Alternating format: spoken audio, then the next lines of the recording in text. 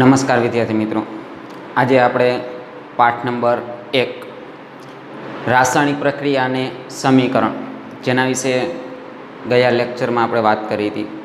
તો આજનો આપણો ટોપિક છે રાસાયણિક સમીકરણો શીખવાનું. તો રાસાયણિક પ્રક્રિયાની માહિતી લીધી હતી કે જે રાસાયણિક પ્રક્રિયાની અંદર જુદા જુદા ઉદાહરણો આપણે જોયા હતા, જેમ કે મેગ્નેશિયમની પટ્ટીને સળગાવો તો મેગ્નેશિયમ ઓક્સાઇડની રાખ બને. આ એક રાસાયણિક પ્રક્રિયા થઈ છે. તો રાસાયણિક પ્રક્રિયા જેને વર્ણન સ્વરૂપે લખવામાં આવે, પણ આવી અસંખ્ય રાસાયણિક પ્રક્રિયાઓ છે. દર વખતે એનું વર્ણન લખવામાં આવે તો બહુ વધી જાય છે. એટલા માટે એને ટૂંકી રીતે લખવાનો એક પ્રયત્ન કર્યો હતો, જેનું નામ આપવામાં આવેલ છે સમીકરણ. તો સમીકરણમાં સૌ પ્રથમ જોઈએ આપણે મિત્રો, તો સમીકરણ બનાવવામાં આવ્યા તો પહેલાં હતા શાબ્દિક સમીકરણ.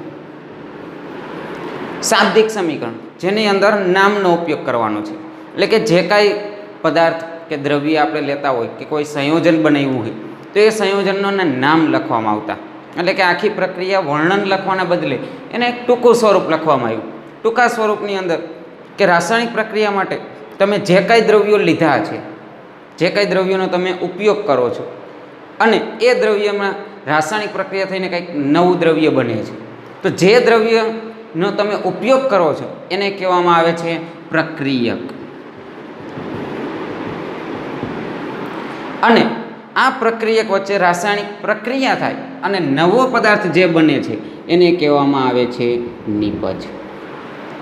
તો પ્રક્રિયક તરીકે આપણે રાસાયણિક પ્રક્રિયાનું જૂનું ઉદાહરણ ઉપયોગમાં લઈએ તો રાસાયણિક પ્રક્રિયાનું જૂનું ઉદાહરણ હતું આપણું મેગ્નેશિયમની પટ્ટીને સળગાવતા. તો મેગ્નેશિયમની પટ્ટી, તો મેગ્નેશિયમ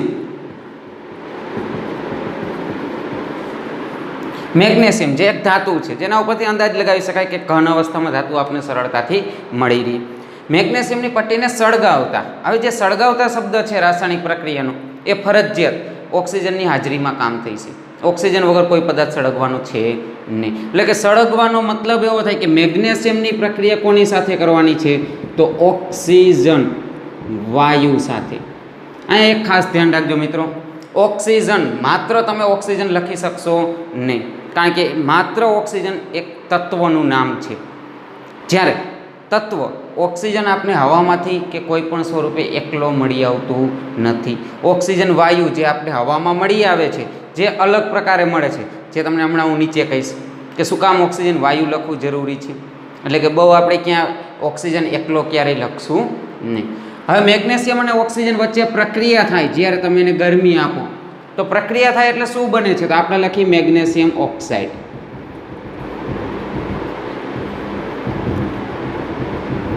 તો મેગ્નેશિયમ ઓક્સાઇડ બની ગયું. તો એક રાસાયણિક પ્રક્રિયા હતી. આખું એનું વર્ણન લખવાના બદલે એને શાબ્દિક સમીકરણ સ્વરૂપ આપ્યું છે, એટલે કે એક ટૂંકું સ્વરૂપ આપ્યું, જેમાંથી બિનજરૂરી શબ્દો, જેની કાંઈ જરૂરિયાત નથી અહીંયા પ્રક્રિયા માટે, એવા શબ્દોને બાદ કરી નાખવામાં આવે અને એ પ્રક્રિયાને સરળતાથી સમજી શકાય એને એક સમીકરણનું નાનું સ્વરૂપ આપ્યું છે. તો એક શાબ્દિક સમીકરણ તૈયાર થઈ, જેની અંદર પ્રક્રિયક એટલે કે જે બે પદાર્થનો આપણે ઉપયોગ કર્યો છે, મેગ્નેશિયમ અને ઓક્સિજન, આ બે પદાર્થ ભેગા થયા જેને કહેવામાં આવશે પ્રક્રિયક. એટલે કે પહેલાં આપણે એને લીધા હતા, એ બંને વચ્ચે રાસાયણિક પ્રક્રિયા થઈ. તો પ્રક્રિયા થઈ એના માટેનો એરો રાખવામાં આવશે, જેની અંદર બરાબરની નિશાની કોઈએ કરવાની નથી. પ્રક્રિયા થઈ એનો અર્થ શું થશે, એરો. અને પ્રક્રિયાથી નવો પદાર્થ તૈયાર થયો મેગ્નેશિયમ ઓક્સાઇડ, જેને અહીંયા કહેવામાં આવશે નિપજ મળી. નિપજ એટલે આપણે એક નવો પદાર્થ તૈયાર થઈને મળ્યો છે. પ્રક્રિયક અને નિપજ બંનેના ગુણધર્મો ક્યારેય સરખા હોતા નથી, એવું આપણે રાસાયણિક પ્રક્રિયામાં શીખી ગયા હતા અગાઉ. હવે પ્રશ્ન એ થતો હતો કે વધુને વધુ માહિતી સમીકરણની અંદર મળી રહેવી જોઈએ. તો વધુને વધુ માહિતી, તો આ સમીકરણની અંદર બહુ ઓછી માહિતી મળતી હતી. જેમ કે મેગ્નેશિયમ લખ્યું હોય તો એક ધાતુનો અંદાજ આવે, ઓક્સિજન વાયુ લખ્યો, બહેનો મેગ્નેશિયમ ઓક્સાઇડ. હવે ઘણી બધી રાસાયણિક પ્રક્રિયાઓમાં પદાર્થની અવસ્થાઓ પણ બહુ જરૂરી હોય છે, કે પદાર્થ આપણે લીધો કે મેં પદાર્થ લીધો કે આપણે વાંચતા હોય તો આપણે ખ્યાલ આવવો જોઈએ કે મેગ્નેશિયમ મને કેવો મળશે. હવે આપણે તો મેગ્નેશિયમ જોયું ન હોય ઘણા બધાએ, તો મેગ્નેશિયમ કેવી અવસ્થામાં મળતો હોય છે, કારણ કે બધાય કેમિકલ આપણે જોયા હોતા નથી. તો એક આ સરળ ઉપાય બનાવવા માટે બીજી પદ્ધતિ વાપરી હતી કે નામ લખવાના બદલે એનાથી ને એક ટૂંકું કરો. જે ટૂંકું કરવા માટે એને સંજ્ઞાઓનો ઉપયોગ કર્યો, જે મેં તમને ગયા લેક્ચરની અંદર સંજ્ઞા પાકી કરવા માટે આપેલી હતી, જે તમે વાંચી પણ લીધી છે. તો સંજ્ઞાઓનો ઉપયોગ કરો. તો મેગ્નેશિયમ આખું નામ લખવાના બદલે માત્ર એની સંજ્ઞા લખો તો એની સંજ્ઞા શું થશે મિત્રો? Mg. ઓક્સિજન વાયુ છે, જો તમે માત્ર O કરશો તો એ તત્વ બની જશે, એક પરમાણુ બનશે. પરમાણુનું અસ્તિત્વ ઓક્સિજનનું હોતું નથી. ઓક્સિજન હંમેશા તમને દ્વિપરમાણુય સ્વરૂપે મળે. આવું ધોરણ 9માં આવી ગયું હતું કે હાઇડ્રોજન છે, ઓક્સિજન છે, નાઇટ્રોજન, આ બધા દ્વિપરમાણુય મળે. હવામાં ક્યારેય એકલા મળી આવતા નથી. તો મેગ્નેશિયમ અને ઓક્સિજન વચ્ચે પ્રક્રિયા થઈ, બન્યું શું? તો મેગ્નેશિયમ ઓક્સાઇડ. તો એની પણ સંજ્ઞા લખો, મેગ્નેશિયમ ઓક્સાઇડ. બે તત્વો ભેગા થઈ ગયા, એક સંયોજન બન્યું. ગયા લેક્ચરમાં આપણે વાત કરી હતી કે મેગ્નેશિયમ ઓક્સાઇડ આણ્વીય સૂત્ર તમને આવડવા જરૂરી છે. તો અહીંયા જે બે તત્વો ભેગા થાય છે એનો સરવાળો કરવાનો નથી. સરવાળો નથી કરવાનો, પણ અહીંયા એવું દર્શાવે છે કે આ બે પદાર્થ તમે ઉપયોગ લીધા છે, આ બે પદાર્થમાંથી એક નવો ત્રીજો પદાર્થ તૈયાર થયો છે. તો તૈયાર થતો પદાર્થ ચોક્કસ હોય છે. એટલે કે આપણે સરવાળાની જેમ લખી શકતા નથી કે MgO2, આ લખવાની પદ્ધતિ નથી. એટલે કે સરવાળો કોઈએ કરવાનો નથી. આ બે પદાર્થ છે, આ બે પદાર્થ મળીને એક નવો ત્રીજો પદાર્થ તૈયાર થયો છે. તો ત્રીજો પદાર્થ જે બને છે વાસ્તવિકતામાં એ જ અહીંયા લખવાનો છે. સરવાળા કોઈએ કરવાના નથી. એટલે કે અહીંયા બરાબરની નિશાની પણ નથી. તો સમીકરણને મિત્રો આપણે જોઈ તો પ્રક્રિયાનું પહેલાં આપણે વર્ણન કર્યું હતું, 2 લીટીમાં થતું હતું. પછી એના શાબ્દિક સમીકરણ લખ્યા. એનાથી પણ નાનું કરવા માટે એને સંજ્ઞાત્મક એટલે કે સંજ્ઞાઓનો ઉપયોગ કર્યો. સંજ્ઞાત્મક સમીકરણ કર્યું. તો સંજ્ઞાની અંદર સમીકરણ એનાથી પણ નાનું થઈ ગયું. આની જરૂરિયાત શું કામ છે? તો આની જરૂરિયાત એટલા માટે છે કે અસંખ્ય ઘણી બધી પ્રક્રિયાઓ આપણે અભ્યાસ કરવાનો છે.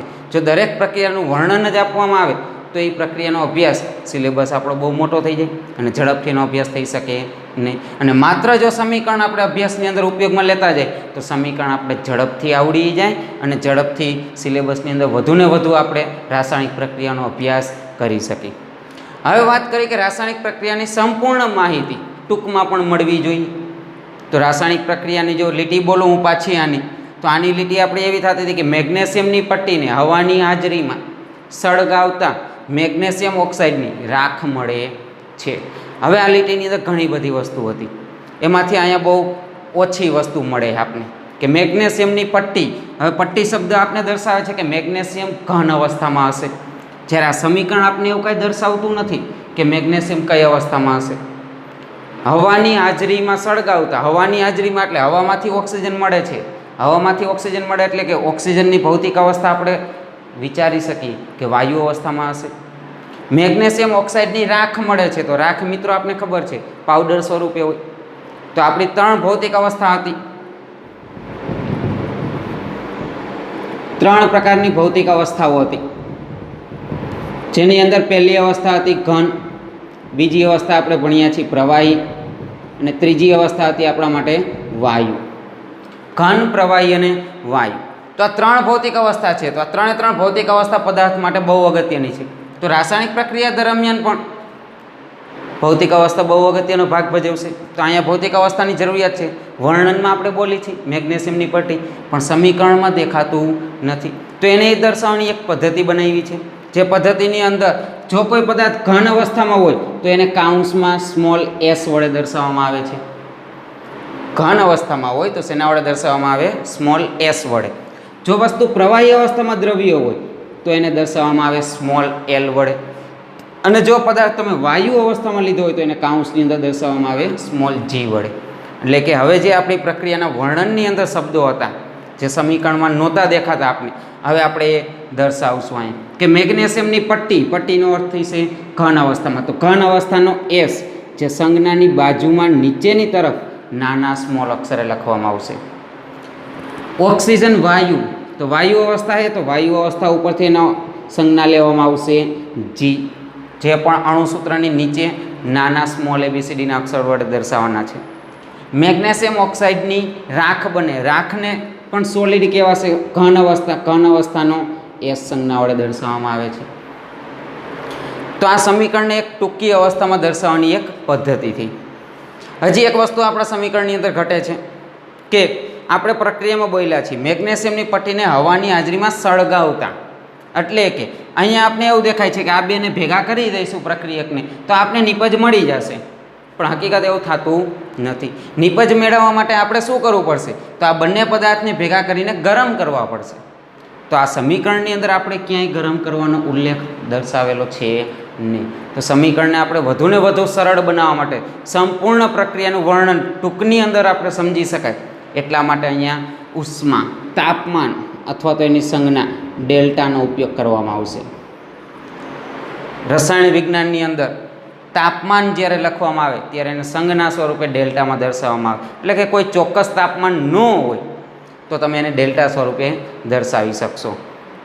તો ડેલ્ટા સ્વરૂપે તાપમાન, તો ડેલ્ટાનો અર્થ એવો થશે કે રાસાયણિક પ્રક્રિયામાં જરૂરી એવું તાપમાન તમે આપશો તો એ રાસાયણિક પ્રક્રિયા દરમિયાન કયો પદાર્થ તૈયાર થશે? મેગ્નેશિયમ ઓક્સાઇડ પદાર્થ આપણા માટે તૈયાર થઈ જશે. તો આથી રાસાયણિક પ્રક્રિયાનું ટૂંકું વર્ણન.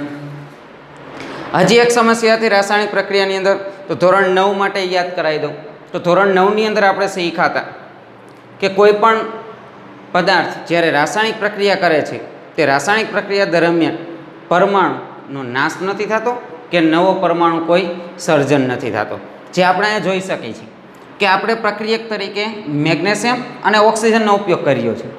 તો મેગ્નેશિયમ અને ઓક્સિજનનો ઉપયોગ કર્યો છે તો સામે જે નિપજ મળી એ મેગ્નેશિયમ ઓક્સાઇડ મળી છે, એટલે કે જે પરમાણુ આપણે લીધો હતો એ સામે પણ આપણે જોવા મળી રહ્યા છે.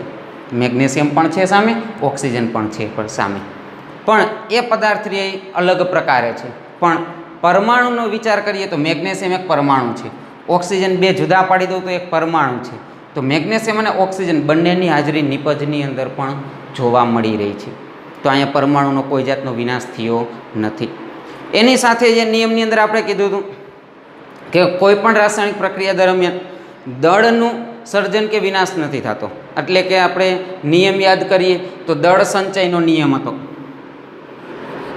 ખાસ મિત્રો ધ્યાન રાખજો, દળ સંચય ધોરણ 9નો ટોપિક હતો કે દળ સંચય રાસાયણિક પ્રક્રિયા દરમિયાન તમે જેટલું દળ લીધેલું હશે એટલું જ દળ તમને નિપજની અંદર પણ મળશે.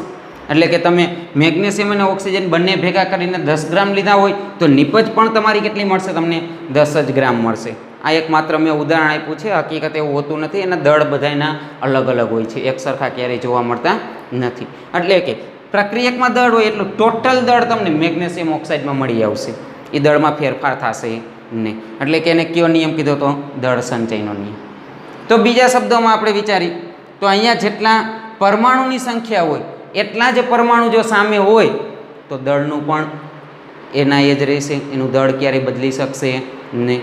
નહીંતર દેખેતી વસ્તુ છે કે અહીંયા એક મેગ્નેશિયમ છે, સામે કેટલા મેગ્નેશિયમ જોવા મળે આપણે? એક. ઓક્સિજન અહીંયા 2 છે, સામે કેટલા ઓક્સિજન છે? એક જ છે. તો એક જ ઓક્સિજન હોવાને કારણે એનું દળ શું થશે? ઘટી જશે. કેટલું ઘટશે?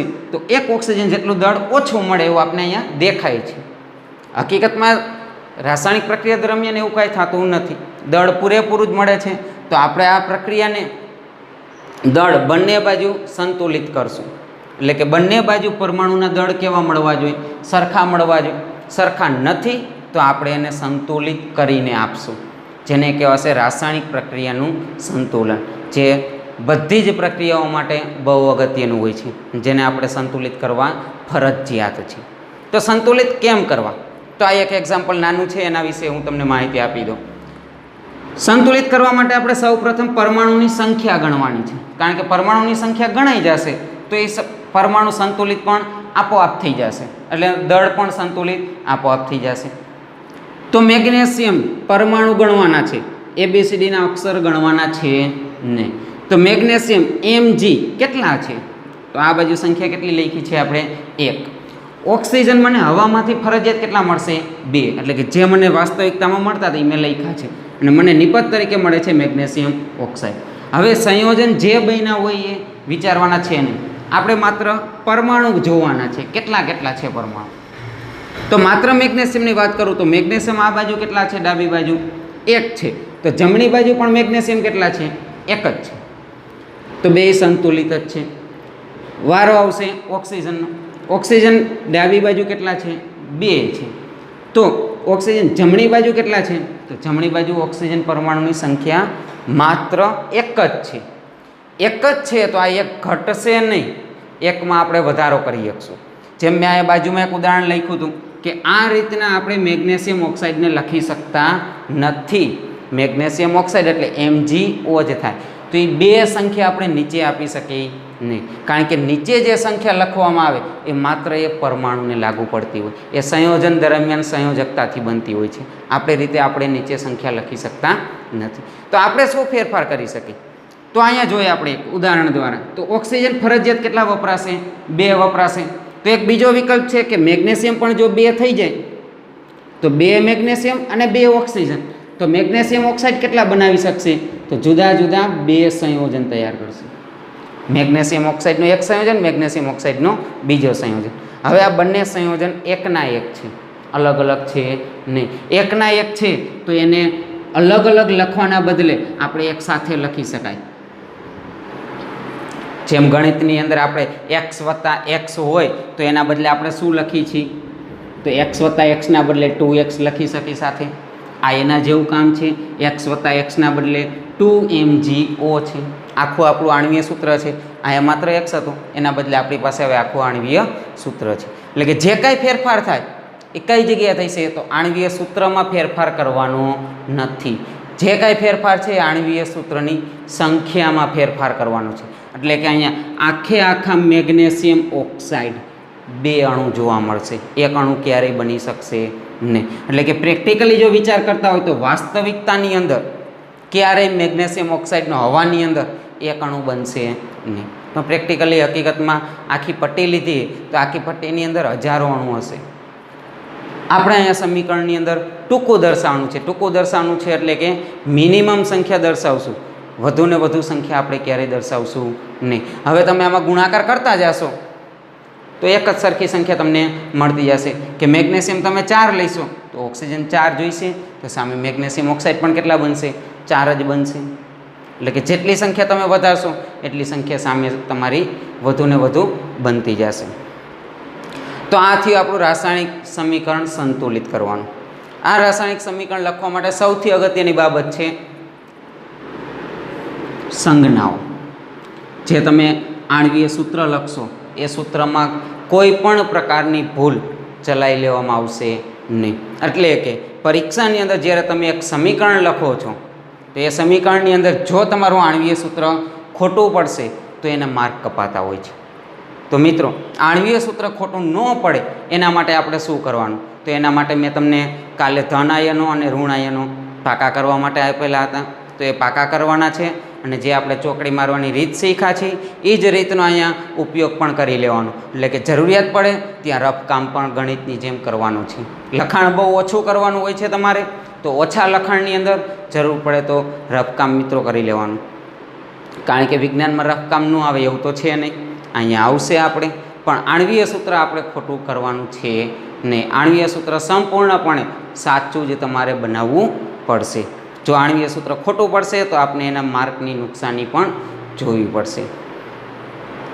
બીજી વસ્તુ, આ જ સમીકરણની અંદર આપણે લખ્યું છે ઉષ્મા આપવાની હોય છે. ઉષ્મા એક પરિસ્થિતિ છે કે પરિસ્થિતિ વગર રાસાયણિક પ્રક્રિયા શક્ય બનતી નથી. પરિસ્થિતિ રાસાયણિક પ્રક્રિયામાં ભાગ લેતું નથી, માત્ર પરિસ્થિતિની એક હાજરી સૂચવે છે. જે હાજરીથી રાસાયણિક પ્રક્રિયા પૂર્ણ થઈ શકે. અને આ પરિસ્થિતિ ગરમી સ્વરૂપે જ હોય એની કોઈ ગેરંટી હોતી નથી. એટલે કે જુદી જુદી પરિસ્થિતિઓ,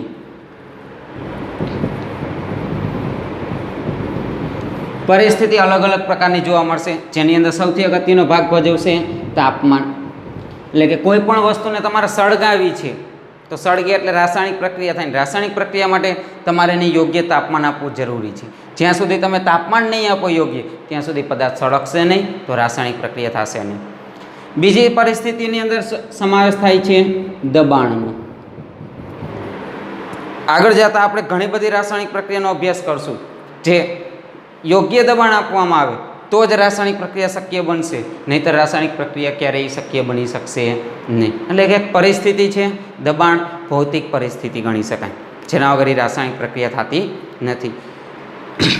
ત્રીજી પરિસ્થિતિની અંદર જોવા મળશે ઉદ્દીપક. ઉદ્દીપક એક એવી પરિસ્થિતિ છે કે જેની અંદર કોઈ પદાર્થનો ઉપયોગ થઈ શકે છે, અને જ્યારે કોઈ પદાર્થનો ઉપયોગ થશે, જે પદાર્થની હાજરીમાં રાસાયણિક પ્રક્રિયા થતી હોય છે, જો એ પદાર્થ હાજર નહીં હોય તો રાસાયણિક પ્રક્રિયા ક્યારેય શક્ય બનશે નહીં. ઉદ્દીપક તરીકે ઘણી બધી વખત સજીવોનો ઉપયોગ કરવામાં આવે છે, જેને આપણે કહીશું ઉત્સેચકો. જેમ કે દૂધમાંથી દહીં બને છે ત્યારે એની અંદર લેક્ટોઝ નામના ઉત્સેચક હાજર હોય છે, જે ઉત્સેચકો દૂધનું દહીંમાં રૂપાંતર કરવા માટે મદદરૂપ થાય છે. જો એની અંદર ઉત્સેચક હાજર નહીં હોય તો એ દૂધનું દહીં ક્યારેય બની શકશે નહીં મિત્રો. અને એ ઉત્સેચકને કાર્ય કરવા માટે યોગ્ય તાપમાનની જરૂર પડશે, કારણ કે ઉત્સેચક જ્યાં સુધી એને યોગ્ય તાપમાન નહીં મળે ત્યાં સુધી દૂધમાંથી દહીં બનાવશે નહીં. તો આપણે બધાય જાણીએ છીએ મિત્રો, દૂધ બગડી જાય ક્યારે, તો દૂધને આપણે બહાર રાખી દઈશું તો વાતાવરણના તાપમાનની અંદર ધીમે ધીમે ઉત્સેચક એનું કામ કરશે અને દૂધમાંથી દહીં બનાવશે, જેને આપણે કહી દૂધ બગડી ગયું. પણ જો એ જ દૂધને આપણે ફ્રીજમાં મૂકી દઈશું અને નીચેમાં નીચું જેટલું તાપમાન રાખશું એટલું દૂધ બગડશે નહીં. એટલે કે ફ્રીજમાં રાખેલું દૂધ ક્યારેય બગડતું નથી. એટલે કે ફ્રીજમાં રાખેલા દૂધમાં ઉદ્દીપક ઉત્સેચક હોય જ છે, પણ મિત્રો એ ઉત્સેચક કામ કરી શકતા નથી. એટલે કે રાસાયણિક પ્રક્રિયા દૂધમાંથી દહીં બનાવવાની કરી શકતા નથી. શું કામ નથી કરી શકતા? તો એ ઉત્સેચકને યોગ્ય તાપમાનની જરૂર છે, જે તાપમાન એ ઉત્સેચકને મળ્યું નથી, માટે એ દૂધમાંથી દહીં ક્યારેય બનાવી શકતા નથી. તો આવી ઘણી બધી રાસાયણિક પ્રક્રિયાઓ છે, જે પ્રક્રિયાની અંદર અલગ અલગ પદ્ધતિઓ વાપરવાની છે. પણ આ દરેક પ્રક્રિયાને અભ્યાસ કરવા માટે આપણે સામે ટૂંકો અને સરળ રસ્તો છે, જેને કહીશું આપણે સમીકરણ. આપણે સમીકરણ શાબ્દિક સમીકરણનો ઉપયોગ નથી કરવાનો વધુ પડતો. આપણે જે સમીકરણનો અભ્યાસ કરવાનો છે એ તમામ સમીકરણ શેમાં હશે? સંજ્ઞાત્મક સમીકરણ હશે. અને આ જ સમીકરણને આગલા તમામ પાઠની અંદર ઉપયોગ કરવાનો છે. એટલે મિત્રો હું તમને ફરી વખત કહી દઉં છું કે સંયોજનો આણ્વીય સૂત્ર બનાવતા ખાસ શીખી જવાના છે, કારણ કે દરેક ઉદાહરણ આપણે જાતે બનાવીને લખવાના હશે, પરીક્ષામાં પૂછાશે ત્યારે. તો આપણે આ પાઠમાંથી 3 માર્કનો પ્રશ્ન પૂછાય છે, જેના એક પ્રશ્નની આ ચર્ચા કરી દઉં કે રાસાયણિક સમીકરણને સંતુલિત શા માટે કરવું જોઈએ? તો સંતુલિત કરવા માટેનો જવાબ મેં આ લખેલો છે, દળ સંચયનો નિયમ, જે ધોરણ 9નો છે, કે કોઈ પણ રાસાયણિક પ્રક્રિયા દરમિયાન દ્રવ્યનું સર્જન કે દ્રવ્યનો વિનાશ થતો નથી, માટે રાસાયણિક સમીકરણ કેવું હોવું જોઈએ? સંતુલિત હોવું જોઈએ. થેન્ક યુ વિદ્યાર્થી મિત્રો. તો આજે આપણે સમીકરણની માહિતી લીધી છે પૂરેપૂરી.